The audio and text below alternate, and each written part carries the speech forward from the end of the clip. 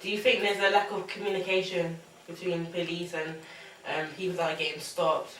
Maybe young people, you know? Not really, because to be honest, as you grow up, it's your responsibility to check your rights, of what your rights are in society, basically. Do you think it would be better if we knew our rights?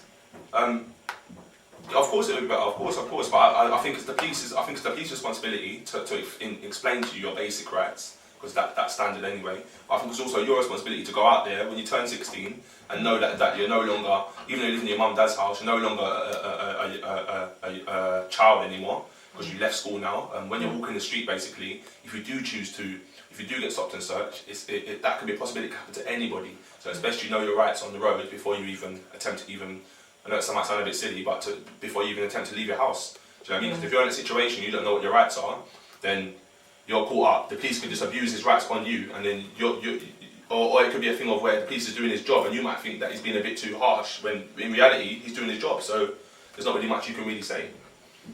Police officers have a perception about young boys then, if you feel they get stopped more? Because most crime are committed by boys, like teenage, from like 16 to up to 18, most of it, that I know of. Okay, and what do you think that police officers think about hoodies? Well, it's got something to do with crime or whatever, because most boys use the hoodie and that to just cover up their face and identity and that, so that's probably why. Stop and search is effective, and why? I think it's effective because, if you're stop and searching someone, there's a reason to it. You don't just stop someone, show your badge and start searching. You have to communicate. You have to tell your opponent oh, this is the reason why I'm stopping you for. This was happening, and mostly times they do it. Mostly times they say it, but sometimes they just make something up just to search you.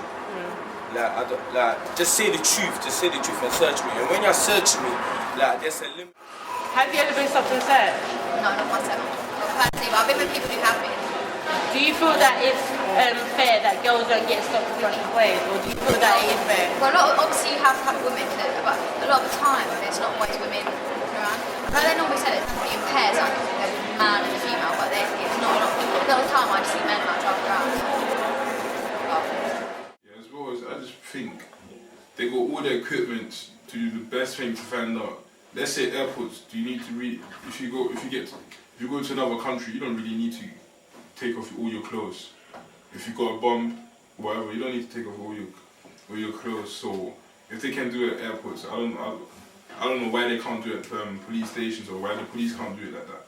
So I just feel like, they're just doing it just to embarrass people.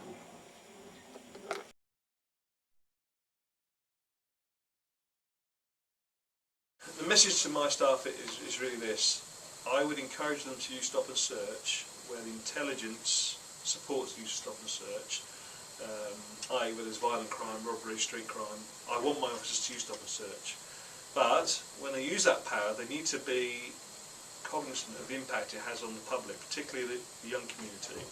And my expectations are that the officers are polite, respectful, explain what they're doing,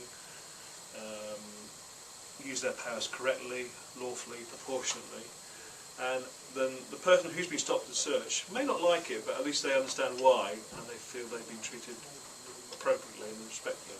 So that's what my expectation is.